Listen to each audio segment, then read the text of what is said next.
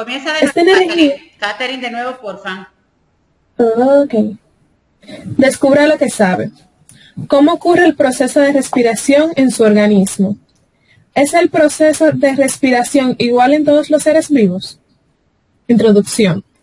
El proceso respiratorio permite que la energía química de los carbohidratos se transforme en la energía biológica útil de los enlaces fosfatos ricos en energía, ATP. Esta energía se encuentra en los enlaces fosfatos, es utilizada en trabajos mecánicos, contracción muscular, conducción eléctrica de impulsos nerviosos, crecimiento, movimiento, luz, calor, entre otros. La respiración puede ser aeróbica y anaeróbica. El proceso de respiración aeróbica, los carbohidratos se degradan en presencia de oxígeno. Leo eso. Carbono 6, hidrógeno 8, oxígeno 6. Que se me olvida, profe, a veces. Más oxígeno 2 y pasa después a hacer 6 carbono. A veces se me olvida, profesora, cómo se lee eso a veces. Ok, voy yo entonces a explicar esta parte Lea los numeritos. Del tema de la respiración. Los que ya trabajamos teoría, compartimos esta parte. Y hay cosas que hoy pues me van a resultar un poquito familiar, porque ya la habíamos visto precisamente en teoría. Dijimos que hay tres momentos, tres modalidades. Hablamos de la respiración humana, que es lo mismo que la respiración animal. En nosotros la respiración es externa. Significa que el oxígeno que yo necesito tengo que buscarlo desde fuera, desde el medio ambiente, e incorporarlo en aquel momento, aquel acontecimiento llamado inhalación. Es decir, que lo que nosotros inhalamos o tomamos es precisamente oxígeno presente en el aire. Pero que lo que exhalamos, lo que eliminamos desde dentro, es dióxido de carbono. Ese gas que está presente en nuestras células de los tejidos y que desde allí entonces va a ser recogido para ser expulsado hacia afuera. En eso nos pasamos nosotros entonces este acontecimiento, esta actividad llamada respiración humana. Es aeróbica porque necesitamos de la presencia del aire, ya que en el aire vamos a encontrar entonces el oxígeno. El segundo momento es el transporte de gases. Así como lo dice su término, transportar es lo mismo que llevar o traer. ¿Quién va a transportar esos gases y cuáles son ellos? Una vez el oxígeno entró a mis pulmones, en aquel momento llamado inhalación, recuerden que nosotros cuando inhalamos, el oxígeno entra por las fosas nasales, baja por la faringe, de ahí entra la tráquea, que es aquel tubo blanco con una serie de cartílagos. De la tráquea pasa entonces a los bronquios y de los bronquios a los bronquiolos. Hola Luis. Hola Luis. Cuando llega el oxígeno hasta mis pulmones, allí entonces va a ser recibido por la hemoglobina. En los pulmones hay unas bolsitas de aire llamadas alvéolos pulmonares. Desde fuera llega el oxígeno entonces y se deposita en los alvéolos. Acá en los alvéolos, en los capilares, tenemos sangre. Y en la sangre hay una proteína, una molécula llamada hemoglobina. La hemoglobina es la encargada de darle el color rojo a los glóbulos rojos de la sangre. En la sangre no solo tenemos cosas rojas, células rojas, como los glóbulos rojos, pues también tenemos glóbulos blancos, que son los llamados leucocitos, y tenemos las plaquetas. Pero de las tres tipos de células, a los únicos que la hemoglobina le asigna ese color es a los glóbulos rojos.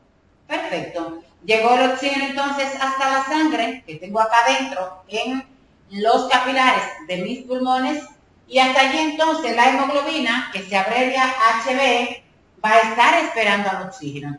¿Qué hacen ellos dos? La hemoglobina se combina con el oxígeno, se juntan y me va a formar un compuesto llamado oxihemoglobina. ¿Qué va a hacer entonces este compuesto? Se va a ir por toda la sangre hasta llegar a los tejidos y en las células de los tejidos, entonces va a depositar allí el oxígeno que ella encontró allá en los pulmones. ¿Qué hace la hemoglobina? Aprovecha entonces, y ahora ¿qué va a hacer? Va a sacar de los tejidos ese CO2 que se encontraba hasta allí. La hemoglobina se une con el dióxido de carbono, se combinan los dos y me va a formar un compuesto llamado carbaminohemoglobina.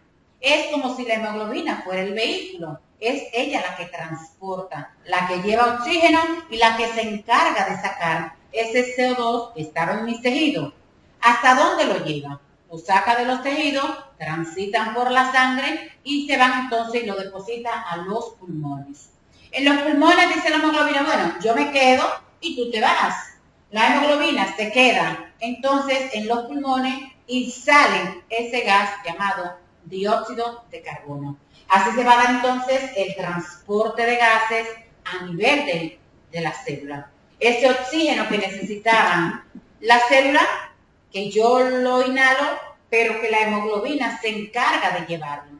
Recuerda que una vez dijimos que las células trabajan y que es para ese trabajo que ella necesita ATP. Vamos a hablar del ATP ahora. Uno de esos trabajos es transportar oxígeno. En ese vaivén se mantiene entonces la hemoglobina presente en los glóbulos rojos de la sangre, llevando oxígeno y sacando desde dentro entonces el dióxido de carbono. La respiración a nivel celular es diferente.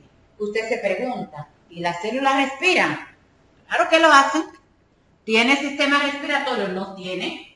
¿Y cómo se da? En su interior, la célula tiene organelos. Recuerde que en el interior de la célula encontramos el núcleo, pero que fuera del núcleo, en toda esta parte transparente en forma de gel, llamada citoplasma, pues ella tiene una serie de organelos. Uno de esos organelos es precisamente este que vamos a llamar mitocondria. ¿Qué son las mitocondrias? Bueno, pues las mitocondrias vienen siendo lo que es el sistema respiratorio de nosotros, viene siendo entonces ese organelo que le va a permitir respirar a la célula. Se considera como la planta energética para la célula. Es aquí donde se va a dar entonces ese proceso llamado respiración. En la célula la respiración es interna, mientras que en mí es externa, en ella es interna. ¿Por qué? Porque todo lo que se va a hacer dentro de ella. El oxígeno y el CO2 pues se mantienen acá, entonces, dentro de las mitocondrias. ¿Cómo se da la respiración a nivel celular? Se va a dar en dos modalidades. Hablamos de respiración aerobia y respiración anaerobia. La palabra aerobia viene como de aire. Es aquella que para que se realice se necesita entonces de que haya oxígeno. Por eso la célula necesitaba que yo respirara para enviarle entonces ese oxígeno para ella seguir trabajando. La respiración anaerobia me dice entonces no requiere, no necesita de la presencia del oxígeno. El prefijo an significa no, no es necesario que haya oxígeno. Y entonces la célula lo hace en presencia de oxígeno o en ausencia de este. Independientemente de cómo lo haga, sea con oxígeno o sin oxígeno, la célula, ¿qué es lo que hace? Ella va a esperar esta glucosa que yo tengo en mi sangre. Entonces analizamos cómo llegó la glucosa hasta mi sangre. Recuerden todo aquel acontecimiento. Las plantas producen glucosa durante la fotosíntesis. Almacenan ese azúcar en los alimentos que producen. No importa que sea en forma de almidón, de disacáridos, moscáridos, como sea, azúcar. Porque fueron fabricados por las plantas. Bien. Cuando yo, que soy heterótrofa, consumo los alimentos producidos por las plantas, entonces yo lo que le estoy dando a mi cuerpo es glucosa. Y usted dirá, yo no he consumido glucosa hoy. Yo lo que comí fue arroz. No importa. El arroz es un polisacárido porque contiene almidón. Y el almidón está formado por moléculas de glucosa. Ok. En nuestro cuerpo, recuerda aquello de las enzimas. Son ellas las encargadas de degradar entonces esos alimentos que nosotros consumimos.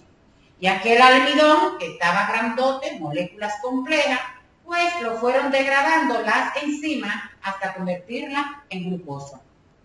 Resulta que la glucosa, que es ese azúcar que yo tengo en mi sangre. Entonces por acá yo tengo azúcar.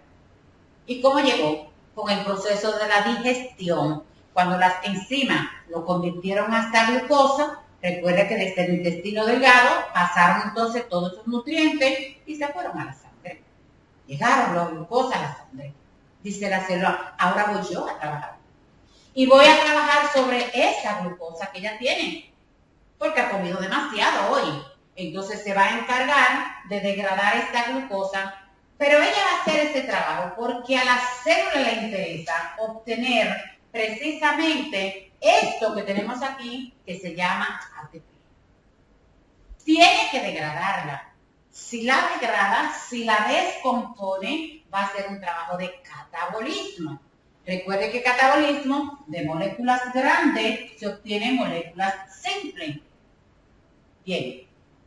Si esta degradación ella lo hace en presencia de oxígeno, la glucosa la separa, la desdobla, la descompone en estos dos compuestos que fueron los que la formaron, dióxido de carbono y agua. Pero ahora ella va a obtener la célula 36 moléculas de ATP. Decimos que en la respiración aerobia, por cada molécula de glucosa, ella obtiene 36 moléculas de ATP. Es donde hay el rendimiento mayor de ese tipo de moléculas que las células necesitaban. ¿Pero qué es el ATP? Recordemos que es la molécula energética más utilizada por la célula. Es lo que la célula necesita para poder trabajar. ¿Y de dónde lo va a lograr? De la glucosa que yo le doy cuando yo consumo alimentos fabricados por la célula. Respiración anaeróbica. Aquí decimos entonces que no se necesita de la presencia del oxígeno. Se va a dar a nivel de los vegetales y en células musculares, en los músculos.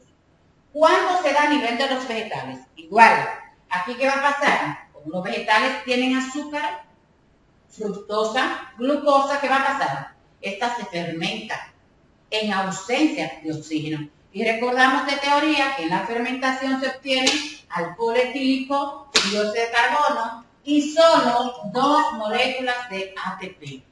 Ya sabemos que en la respiración anaeróbica el rendimiento de ATP es simplemente de 2 moléculas de ATP.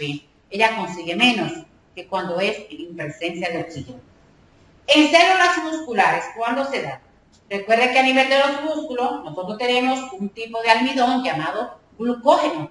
Es decir, entonces tenemos azúcar a nivel muscular.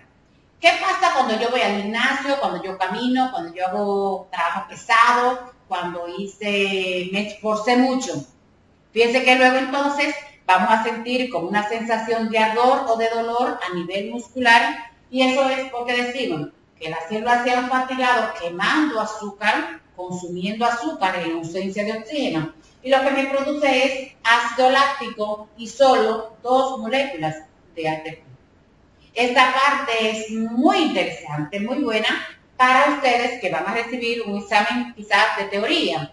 Para los de laboratorio no vamos a profundizar en esa parte. Y vamos a ir entonces a la práctica que tenemos hoy para compartir con ustedes.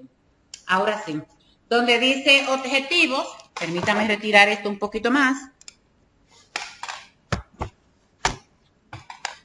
Bien, donde dice Profe, objetivos, dígame. ¿usted está grabando desde el celular? Porque le tire una foto y lo manda antes de borrarlo. La puedo tirar en un momentito. Ok. Bien, objetivos.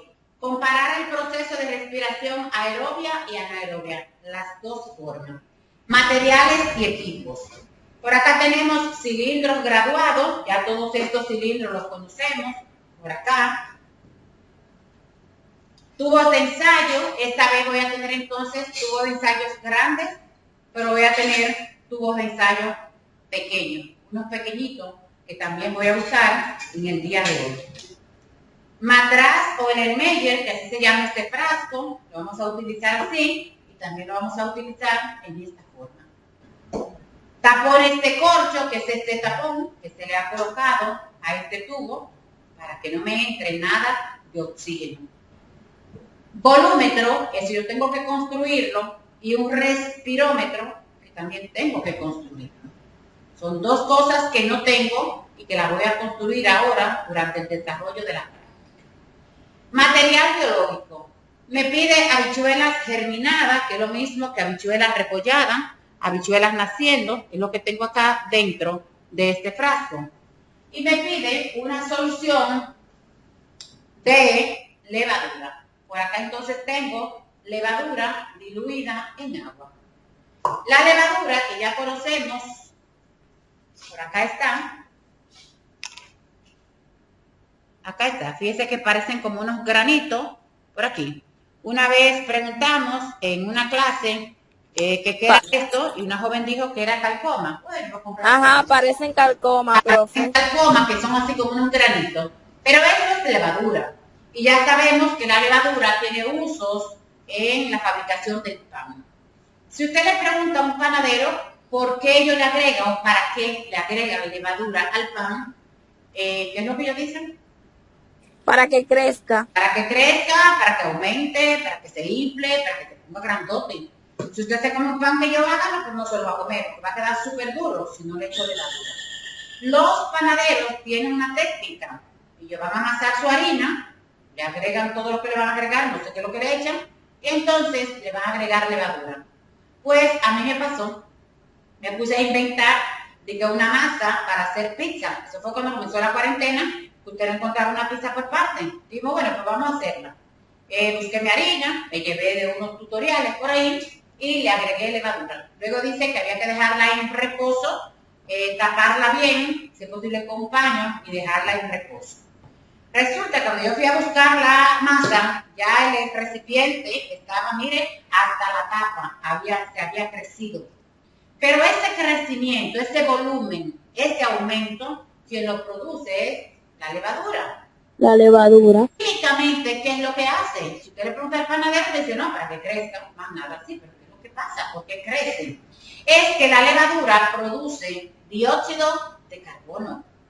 Por eso es que se infla. Y entonces cuando ese pancito, esa harina, la cortan y la meten al horno, fíjense que entonces el pan comienza como a aventarse, comienza a crecer. Y a veces usted encuentra esos panes que usted le va así como la barrigota, pero cuando usted le hace así como crunch, se da cuenta que lo que tenía era un espacio de aire vacío. Lo hacen también las galletitas, claro, porque están procesados con el mismo material. Pero ¿por qué la levadura da esta respuesta? Es porque lo hizo frente a la harina. Y la harina tiene glucosa, porque la harina es almidón. Y la harina tiene glucosa. Hay personas que fabrican vinos caseros, por ejemplo, ¿de qué? De maíz, de arroz, lo que sea. Y entonces suelen agregarle levadura. Pero hay personas que, eso de la levadura es para acelerar la fermentación. Pero hay personas que cocinan, por ejemplo, en comedores, dicen que la comida que cocinan en los comedores económicos y esas que llevan a las escuelas, algunas le agregan levaduras. Pero se la van a agregar a aquellos alimentos, sí, como el arroz, para que crezca, para que rinda. Sí, ok. Sí, ¿Por qué profe. no se la agregan a la carne? La levadura, ¿por qué no se la agregan a la carne para que la carne crezca? Porque la carne no tiene almidón, entonces no hace... No tiene glucosa. La carne no tiene glucosa. Entonces no tiene sentido echarle esto porque no va a desempeñar ningún papel. No, no va a crecer. Estoy aprendiendo algo. La levadura responde, pero responde frente a lo que tenga almidón o que tenga glucosa. Por eso lo hacen con el arroz. ¿Cuál es el problema de la glucosa? ¿Que mata? No. Dice que todo lo que se come esa comida de la escuela pues está súper gordo. Y que supuestamente dice que la comida de la sede, dice que también le agregan levadura. Por eso hay muchas personas que optan por no consumirla, no porque sea dañina, porque yo me como el pan, sí. Para la cocinar en la casa, yo no le agrego esta parte. Porque total, en mi casa cocino y me de arroz. Si tengo que cocinar más, pues yo prefiero comprar 2 libras más de arroz y cocinarla para tener más cantidad y no comprar esto que puede costar un paquete hasta 100 no sé cuánto. Pero la gente que elabora vinos o la gente que elabora el pan, sí la utiliza. Le da más suavidad, le da, porque al expandirse la harina, cuando decimos que crece, pues la masa entonces como que no está tan compacta y tan dura. Por eso tengo mi suspensión de levadura, entonces la tengo por acá. Reactivos. Dice un frasco con una solución de hidróxido de sodio, NaOH. Por aquí está. Necesito fenolftaleína, otro reactivo que necesito y que tengo entonces por acá. Hay otro llamado formaldehído, lo tengo por acá. Y una solución de glucosa y agua de azúcar que todavía conservo desde la práctica 6. Pero hoy también tengo una de agua de sal. Entonces con esto voy a trabajar. Tengo reactivos, pero también tengo material biológico. La práctica número 8 conlleva muchos pasos y además tiene varios reactivos y varios materiales que usted tiene que recordar para la semana próxima, que va a ser entonces el parcial. Comenzamos con el ensayo A. Producción de CO2, eso mismo que hace la levadura cuando se le agregan a la harina en el pan, ese crecimiento que no es más que producir dióxido de carbono, vamos a verlo ahora. Y yo tengo harina, hoy tengo harina para hacer pan, no tengo harina. Pero como me dice que la harina tiene glucosa, pues yo tengo una suspensión de glucosa. ¿Qué voy a hacer entonces? Voy a combinar la levadura con mi glucosa. Aquí ella tiene que producirme dióxido de carbono, lo mismo que ella hace en el pan. Entonces nuestro primer ensayo se llama producción de CO2 en la levadura y eso le llamamos respiración anaeróbica. Anaeróbica porque es en ausencia de oxígeno. Fíjese que cuando el panadero le agrega la levadura, o cuando yo le agregué levadura a la harina, tuve que taparla y tuve que cubrirla con un paño. Dice que los panaderos lo que hacen es que preparan la masa, la envuelven en algo plástico o la guardan en un lugar oscuro. No necesariamente en algo que tenga tantísimo calor, porque no es meterla al horno. Pero yo hoy voy a utilizar entonces este equipo que tengo por acá, que se llama incubadora. Resulta que cuando yo combine esta parte que tengo acá, debo colocar mis tubos en este aparato llamado incubadora, que dice que la incubadora debe estar encendida, hace rato que esté encendida, entonces la gradilla yo la voy a colocar aquí dentro de este equipo que ya está encendido. Entonces vamos a ver, Catherine, por favor, cómo hacer el respirómetro. Fíjese que ahorita me pedía un respirómetro y yo dije, no lo tengo que construirlo. Es el momento para construirlo.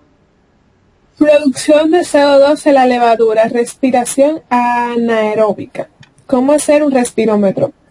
Necesitas 2 tubos de ensayo, uno grande y uno pequeño. El tubo grande, manténgalo en la mano izquierda boca abajo. Introduzca el tubo pequeño con la solución en el tubo grande hasta que toque el fondo. Aquí está.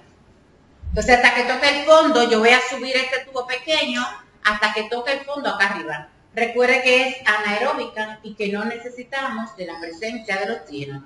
Si yo lo presiono el tubo hasta el fondo, aquí ya no va a entrar oxígeno. Y luego entonces lo voy a invertir. Introduzca el tubo pequeño, invierta rápidamente el sistema y mide el espacio de aire que queda atrapado. Cámara de gas. Ok. Procedimiento. Tome 3 tubos pequeños y numérelos. Lo tengo. Al tubo 1, vierta 1 miligramo, aproximadamente 10 gotas, de suspensión de levadura. Y 2, mililitros, aproximadamente 10 gotas de suspensión de levadura.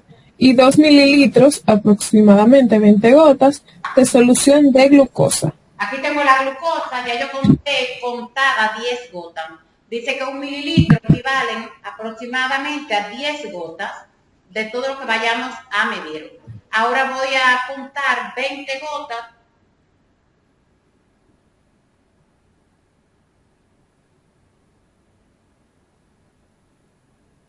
Que equivalen entonces a 2 mililitros de la suspensión de glucosa. Aquí simplemente he combinado levadura con glucosa y lo tengo en este tubito pequeño, el cual voy a introducir dentro del tubo grande que está rotulado con el número 1. Viene acá. Voy a llevar entonces el tubo pequeño hasta el fondo del tubo. Le estoy presionando. Y ahora lo invierto significa, bueno, pues lo volteo. ¿Qué voy a hacer? Medir.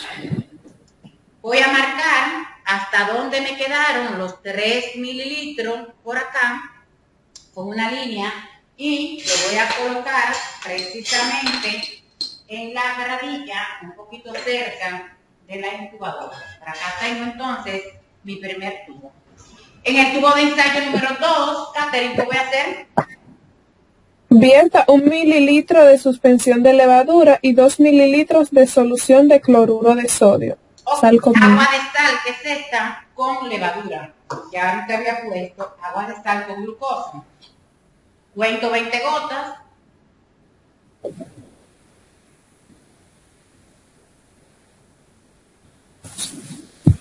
No, pero aquí no hay nadie. 20 gotas. Esto lo voy a introducir entonces dentro del tubo número 2. Para que Aquí no hay nadie ya. ustedes tienen que recordar estas combinaciones. ¿Qué voy a hacer entonces? Es que tienen clase seguro ya. El sistema y voy a marcar hasta dónde me quedaron entonces los 3 mililitros por acá. Y lo voy a poner entonces aquí. En el tubo de ensayo número 3 voy a contar... Vierta 1 mililitro de suspensión de levadura y 2 mililitros de solución de formaldehído. Ok. El formaldehído, eso es donde ponen a veces los órganos para que no se desintegren. Esto es formol. Este es un derivado. Entonces tengo 10 de levadura con 20 de formaldehído. Okay. Siguiendo el procedimiento anterior, como hacer el respirómetro, tome 3 tubos de ensayos grandes y numérelos con el mismo número pequeño. Van a contener. ¿Usted hizo eso ya? Asegúrese de que los tubos pequeños quepan en los grandes. ¿Ya te hizo eso cada vez que lo hacía? Sigue, Catherine, sigue.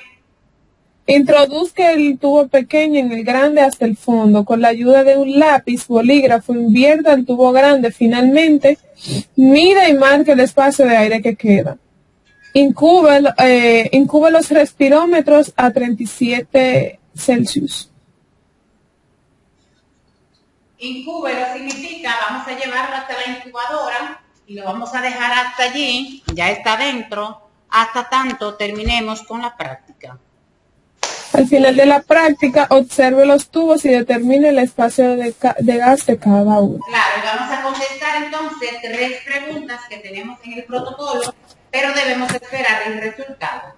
Vamos a pasar al segundo ensayo. El segundo se llama consumo de oxígeno en la respiración vegetal. Si hay consumo de oxígeno, ¿qué tipo de respiración vamos a tener ahora? Respiración aeróbica. Aerobia, porque estamos hablando del oxígeno. Construyendo un volúmetro. Eso que yo tengo acá colocado, mis 3 tubos, con las combinaciones que hice, es lo que vamos a llamar respirándolo. Yo quiero que la levadura respire y tiene que hacerlo donde haya glucosa. El que necesitamos ahora, el segundo frasco, es este y se llama volúmetro. En lo que Catherine va leyendo, voy a ir limpiando restos que me quedaron de ahorita. Vamos, Catherine. Construyendo un volúmetro. El volúmetro es un aparato que permite medir el intercambio de gases en el laboratorio. De gases. En el laboratorio usaremos un equipo preparado por los profesores, el cual consiste en un Meyer o matraz dentro del cual se colocó una habichuela germinada, una cápsula plástica que contiene pastillas de KOH, hidróxido de potasio, el cual absorbe el dióxido de carbono que se produce en la respiración vegetal. El matraz se tapa con un tapón de una sola abertura, a través del cual se colocará un tubo de vidrio de 2 Milímetro. Milímetro, pero dice mm. Milímetro. Ok. Milímetro de diámetro. Procedimiento. Ok. Coloque una... Escúchame, tengo por acá entonces este equipo llamado volúmetro, porque me va a permitir medir volumen de gas. ¿Qué es lo que he hecho? Simplemente hemos colocado habichuelas germinadas, habichuelas, como decimos en el campo, repollando, naciendo. Acá la tenemos ubicada en mi frasco. Dentro de las habichuelas hay un papel que tiene pastillas de KOH. KOH es esto, que no es más que hidróxido de potasio. Viene granulado, como si fueran granitos de sal, pero un poquito más pequeño. Esto lo hemos colocado, unas cuantas de esas píldoras que están ahí, y lo hemos colocado en un papel y se ha introducido dentro de las habichuelas. Tiene una función, el KOH, y es absorber, consumir el dióxido de carbono que van a eliminar las habichuelas. Fíjese que tiene entonces el frasco un tapón de goma. Con este tapón no vamos a permitir la entrada de oxígeno a menos que sea por esta. Fíjense que solamente tiene el tubo una entrada. Vamos a utilizar este. Acá. Una entrada. Después no le va a entrar oxígeno por otro lugar que no sea por esta parte. Todo está sellado. Y fíjense que sí, que se ve como que las habichuelas, como decimos nosotros, están como sudando. Pues esto ha sido por la eliminación del CO2. Acá tenemos entonces mi frasco. Esto es lo que llamamos volumen. ¿Qué me va a permitir este ensayo? Vamos a medir el volumen de gas con este recipiente. Fíjense mi dibujo, parecido a aquel frasco, tengo mis habichuelas, dentro están las pastillas de KOH, eso significa hidróxido de potasio. ¿Cuál es la función del hidróxido de potasio? Tiene que absorber, tiene que consumir el CO2 que van a eliminar las habichuelas. Hay una fórmula para yo poder determinar entonces cómo se llama respiración aerobia y mi equipo se llama volúmetro. Hay una fórmula entonces que me va a permitir determinar el volumen de gas, cuánto oxígeno van a consumir las habichuelas durante un minuto. Para eso voy a utilizar entonces una fórmula que dice volumen de oxígeno es igual al pi por el radio al cuadrado por la distancia recorrida. Y usted dirá, ¿de dónde yo voy a conseguir entonces esos valores que me está pidiendo? Fácil. Sabemos que el pi es una constante que tiene un valor de ¿cuánto? 3.1416. Yo digo que el pi va a ser igual a 3.14. Ok. Ahora me está pidiendo el radio.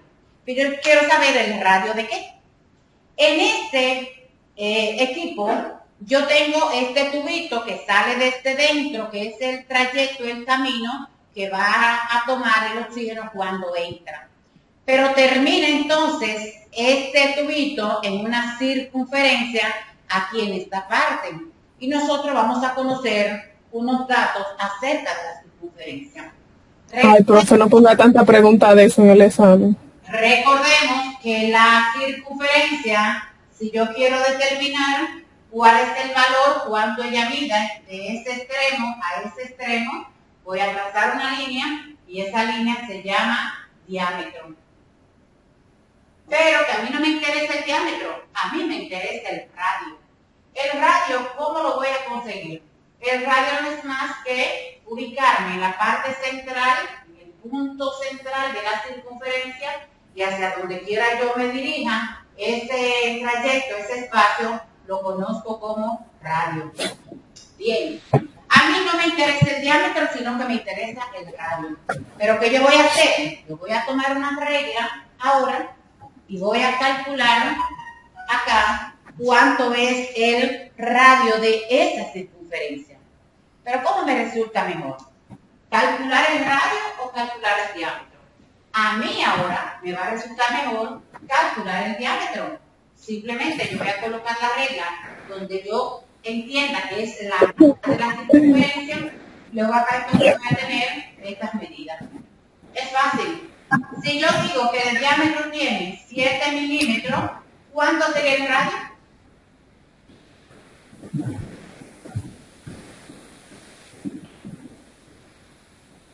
Si de diámetro tengo 7, ¿cuánto tengo de radio? 7 también, pero no. Si es hermosa, pues yo estoy diciendo que el radio es la mitad del diámetro.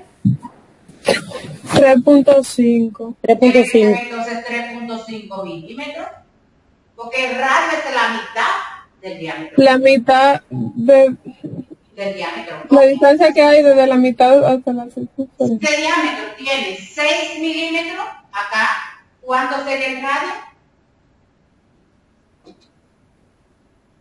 2 y el diámetro. 3 milímetros. Ok. Con esto entonces, usted se va a ir a la pregunta número 6 de su manual. Lo que yo estoy haciendo en la pizarra, usted lo va a ir haciendo entonces en el manual, precisamente en la pregunta número 6. Yo voy a calcular ahora, voy a tomar la medida del diámetro acá en la circunferencia de la entrada del tubo. Dice acá que tengo 6 milímetros. Si tengo 6 milímetros de diámetro, ¿cuánto es el radio? 3. Voy a poner entonces 3 milímetros elevado al cuadrado en la fórmula. ¿Por qué? Porque la fórmula dice que el radio va elevado al cuadrado. Ahora, para determinar el desplazamiento o la distancia, vamos a ver. Yo le voy a colocar una gota de azul de metileno, un reactivo que ya ustedes conocen, que tengo por acá, y lo voy a colocar en la entrada de la circunferencia. Es como que acá, en esta parte, yo colocara una gota de azul de metileno y este entonces va a comenzar a desplazarse hacia adentro. Cuando transcurra un minuto, vamos a determinar qué tanto se ha desplazado la gota.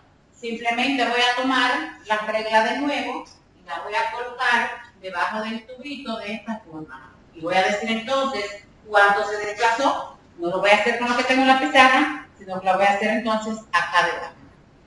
Necesito que uno de ustedes me regale un minuto cronometrado, porque el cálculo lo vamos a hacer cuando haya transcurrido un minuto. Yo tengo cronómetro.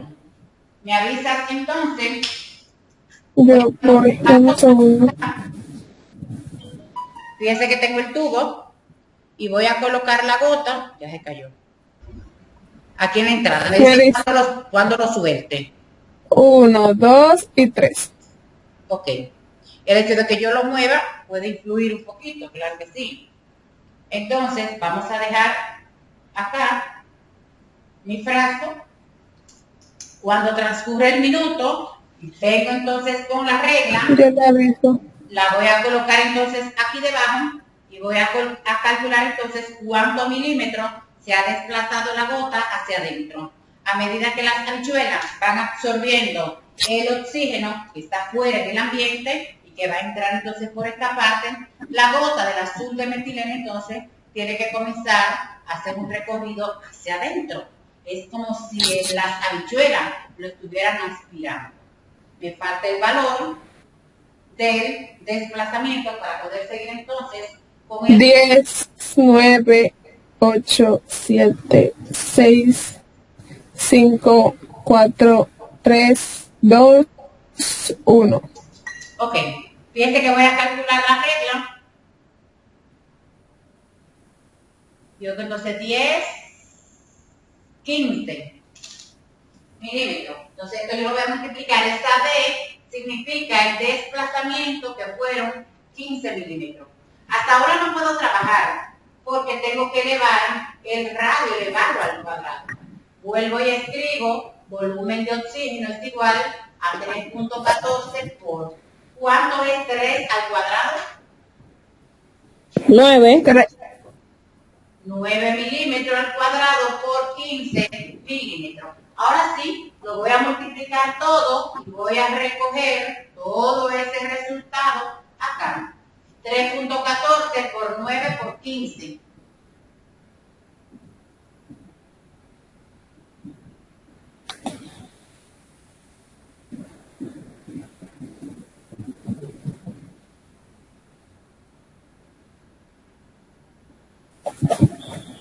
¿Qué fue lo que te dije, profe? No sé yo el cálculo para hacer, ya estaba buscando la calculadora. 3.14 por 9 por 15. 3.14 por 9 por 15. 423.9, profe. 423.9. 423. 23.9. 423.9. Ok. 423.9 milímetros cúbicos. ¿Por qué cúbico? Porque yo tenía 2 de acá más 1 de aquí, el desplazamiento son 3. Ese ha sido entonces la cantidad de oxígeno que ha consumido las habichuelas en ese minuto. Si nosotros lo dejamos hasta ahí, ella sigue recorriendo y mañana puede estar hasta la mitad del tubo. Simplemente las habichuelas están absorbiendo, consumiendo oxígeno. Ese es el problema, usted lo va a completar en la pregunta número 6 que ustedes tienen en su manual. Cuando completen esa parte, vamos a pasar entonces a llenar la pregunta número 4 y la pregunta número 5, que tiene que ver con eso también.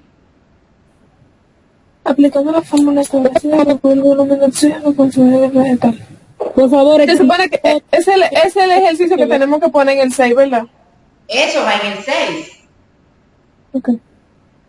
Pero cuando termine de completar el problema del número 6, entonces me avisan para llenar la pregunta 4 y 5.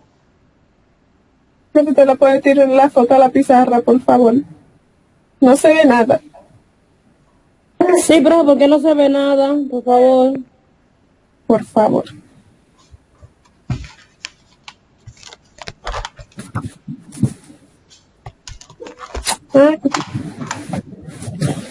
Volumen B.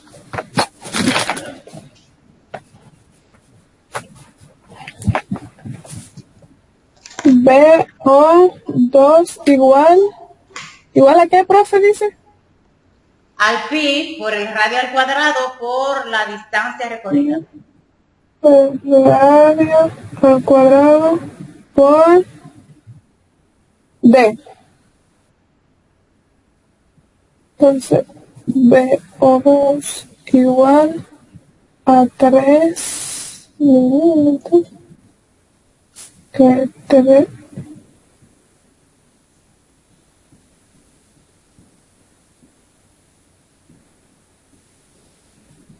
no se ve. Yo se lo voy a enviar entonces por acá. Sí, No, por Reina, favor. vamos a llenar la pregunta número 4 y número 5. ¿Qué dice la 4? En el volúmetro con las habichuelas comprobamos que estas consumen oxígeno. Ok. ¿Sigue la otra? Por lo tanto, su respiración es aeróbica. ¿Verdad? La otra pregunta. Por lo tanto, su respiración es aeróbica.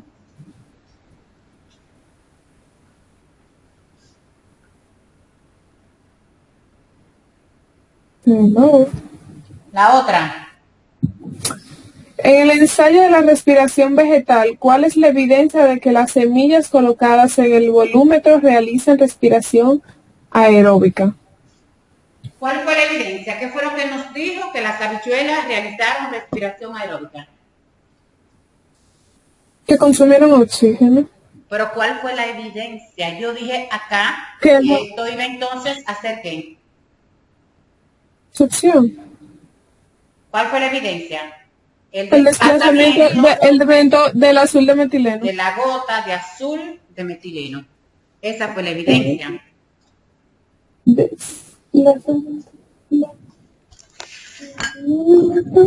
El desplazamiento de la gota de azul de metileno.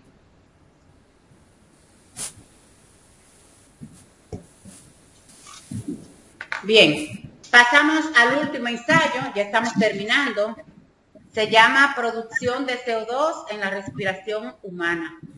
Ya sabemos que nosotros tenemos respiración aerobia y que al respirar lo que hacemos es que producimos o que eliminamos dióxido de carbono. Pero yo no sé qué tanto CO2 yo pueda producir en un minuto. Y para eso entonces vamos a hacer esta práctica. Nosotros recordamos que en una práctica anterior habíamos utilizado un reactivo llamado rojofenol, que tenía la función como... ¡Profe, no le tiró foto! ¡Profe! Dijo que le iba a tirar foto a esto. Catherine, esta clase está grabada y tú vas a salir toda tú ahí. Después te lo voy a mandar para que tú te escuches. Ya la foto yo la envié al grupo. Oh, ok, lo siento. Ok. Dijimos una vez que habíamos utilizado un reactivo llamado rojofenol, pero que el de hoy no se llama rojofenol, sino fenoltaleína. Vamos en este que se ve mejor el nombre. Fenoltaleína. Usted dirá, bueno, pero es parecido el nombre. Es decir, también es un derivado de pH. Y recordamos que como indicamos de pH, nosotros hicimos un cálculo, dijimos que el pH se determina en una escala desde 0 hasta 14, y que la mitad de 14 son 7. Que el agua la identificamos esa vez y dijimos que cuando ella estaba en 7, tenía un pH neutro, que por debajo de 7 es un pH ácido y que entre 7 y 14 es un pH alcalino. Pues resulta que aquella vez utilizamos rojofenol, para neutro el agua se puso rosada, para alcalino se pondría roja y que para ácido se tornó amarilla. Hoy, como no voy a utilizar rojofenol, lo que voy a utilizar es otro reactivo llamado fenoltaleína. ¿Cuáles serán entonces los resultados para hoy? Cuando yo le agregue fenoltaleína a mi agua, si esta está neutra, igual me va a tornar entonces rosada. Para cuando esté alcalina, igual me va a tornar entonces roja. Pero cuando esté ácida, no se va a tornar amarilla, sino que se va a tornar entonces incolora. Una diferencia de la práctica anterior. En la anterior, si era ácida, se tornaba amarilla. Hoy, cuando esté ácida, se va a tornar incolora. Yo voy a hacer lo mismo. Voy a tomar una cantidad de agua, en este caso 100 mililitros de agua. Le voy a agregar entonces el reactivo llamado fenoltaleína. ¿Qué va a pasar con mi agua? Se combina y me tiene que dar entonces neutra. Lo que significa que el agua va a estar rosada, porque debe estar neutra. Ahora, a esa agua neutra yo le voy a agregar igual dióxido de carbono, otra vez. ¿Qué va a pasar? Se combinan los dos compuestos y me va a formar entonces H2CO3 y eso es ácido carbónico. Igual, el agua va a pasar entonces de neutra, tiene que pasar a ácida. Pero esta vez de rosada tiene que pasar a incolora. Esto es lo que vamos a hacer en este primer momento. Leemos.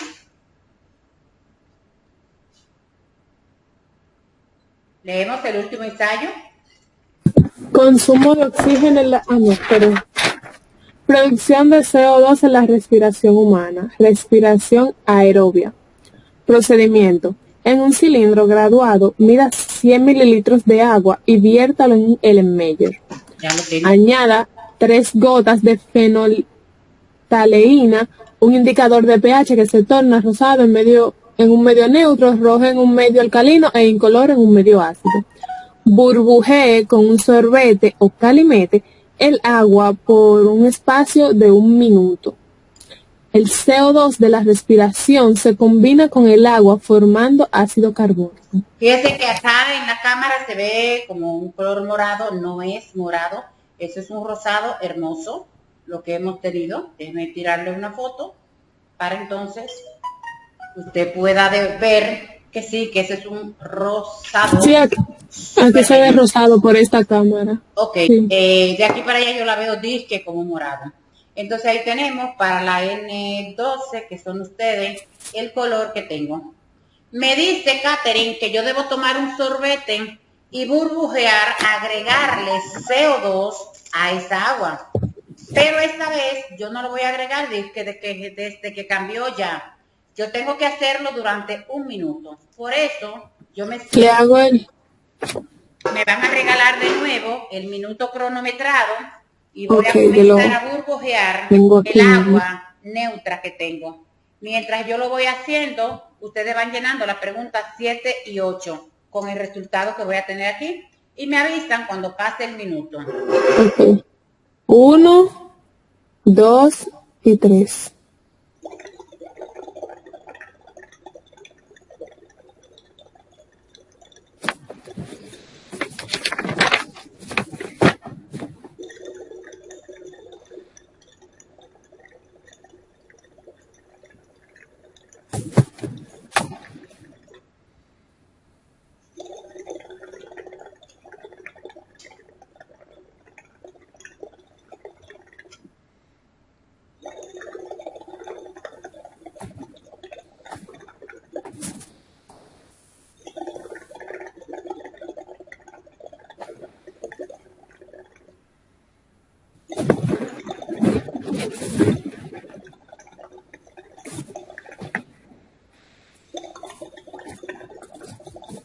Diez, 9, 8,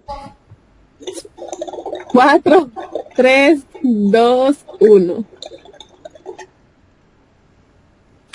Fíjese que aún no haya pasado el minuto, yo seguía agregándole CO2, porque la idea ahora es determinar cuánto CO2 yo le agregué en ese minuto. Pero antes de ir a hacer ese cálculo, necesito, ¿qué me pusieron en la pregunta 7? Yo puse dióxido de carbono. Bien, ¿qué dice la pregunta 8? ¿Cómo se comprobó que se liberó el gas? Yo ¿Cómo? puse por el cambio de color que hubo en el agua. Sí, pero tiene que decirme qué, cuál color. Viene siendo incoloro, entonces el agua se volvió Porque el ácido. agua se tornó incolora. Tú me dices cambio de color, bueno, pues yo puedo pensar que se puso azul, negra, cualquier otro color. Porque El cambio de color que se produce en el agua incolora. se puso. Incolora. Ahora sí, vamos a determinar cuánto CO2 yo le agregué a esa agua durante ese minuto. Para eso vamos a utilizar esta fórmula que dice, cada marcador, ¿dónde me fuiste? Aquí. Dice la fórmula, 1 mililitro de una sustancia que voy a utilizar ahora que se llama NaOH, hidróxido de sodio. Se combinan con 10 micromoles de CO2. Lo de micro es porque son cantidades pequeñitas y lo de mol porque los gases se miden en mol. Entonces, como lo que yo le agregué fue un gas, yo quiero determinar cuánto CO2 hay ahí. Para ello dije, voy a utilizar entonces esta fórmula. ¿Cuánto CO2 le agregué? No sé.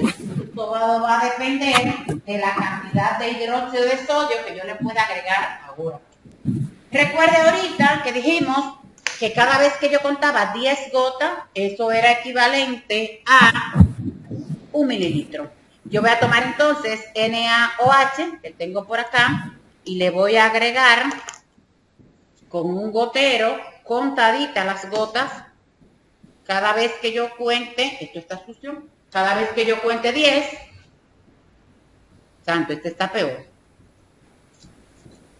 es porque es incoloro. Bueno, más o menos. Le voy a agregar entonces las gotas y voy a ir moviendo el agua. 5, 6, 7, 8, 9 y 10. Tengo que moverlo para que el CO2 absorba el reactivo y dice que va a llegar un momento que aunque yo lo mueva se quedará rosado Y entonces en ese momento que yo voy a determinar cuánto CO2 le agregué, es porque está muy concentrado. No tengo del que está diluido. Ok, vamos a agregarle 10 más para poder tener un número redondo acá. 2, 3, 4, 5, 6, 7, 8, 9 y 10. Ok, fíjese que ya, aunque lo mueva, se quedará rosado y permanecerá rosado. Solo pude agregarle, ¿cuántos mililitros? 2 mililitros. 2 mililitros. Ahora yo voy a sustituir. Voy a quitar entonces esta X que tengo acá y voy a poner 2 mililitros de NaOH. Eso es fácil calcular. Yo digo, si 1 mililitro de NaOH se combinan con 10 micromoles de CO2, que yo le haya agregado 2, ¿con cuánto se combinaron? Con 20. Con 20. Y si le agregué 3 con 30, 4 con 40, 5 con 50, eso es una constante. Usted lo que tiene que saber es que 1 se combinan con 10. Con 10. Si yo te digo 8, ¿con cuánto? Con 80. Simplemente 80. multiplicar el 8 por 10 y te va a dar 80. Ese es el resultado que va en la pregunta número 10. Perdón, 10 no. 9. Porque este no tiene 10. En la 9 va este problemita. Profe, la 3 primera la llenamos. No. Ahora cuando yo saque esto de acá, Ah, sí, verdad. Profe, cuando terminemos, tírele la foto porque no se ve nada abajo. Ujú.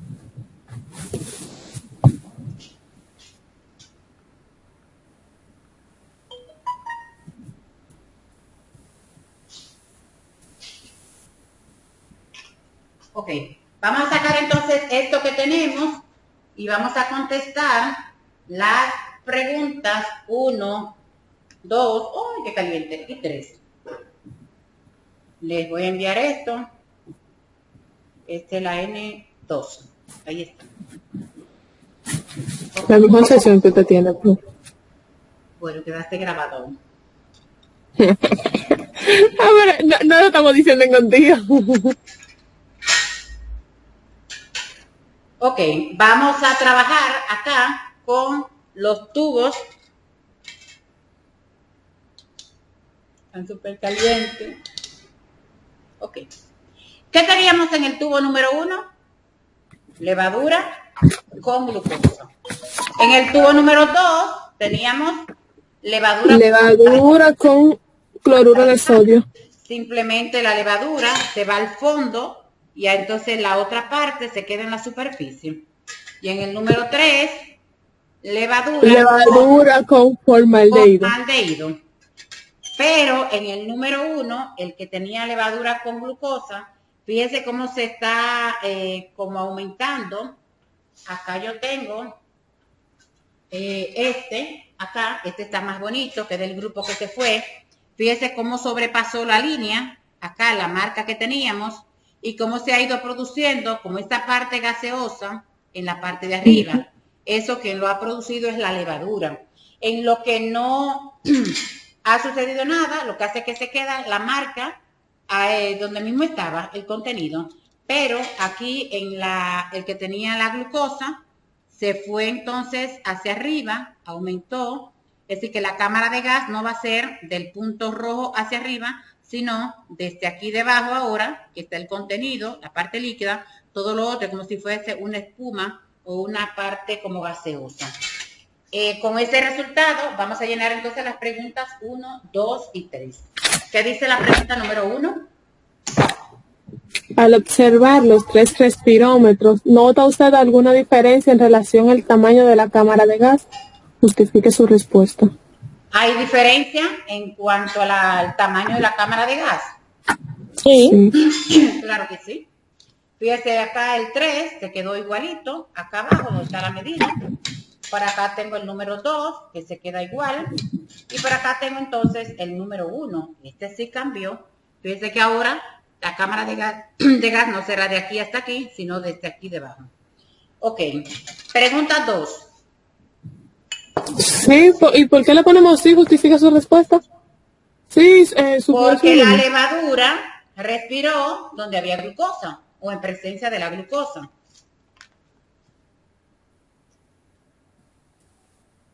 La pregunta 2.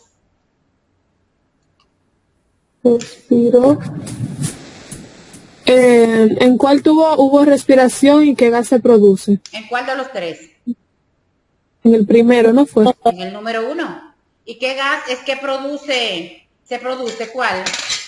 CO2. Bien, Dióxido de carbono.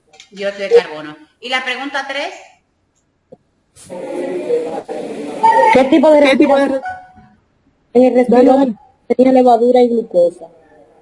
¿Cuál es entonces? El CO2, profe. ¿Qué tipo de respiración? Tipo de respiración. Ah, tipo de respiración. Anaeróbica, ¿no es? Aeróbica. Anaeróbica porque es en ausencia de oxígeno. Respiración. Aeróbica. Terminamos con la práctica de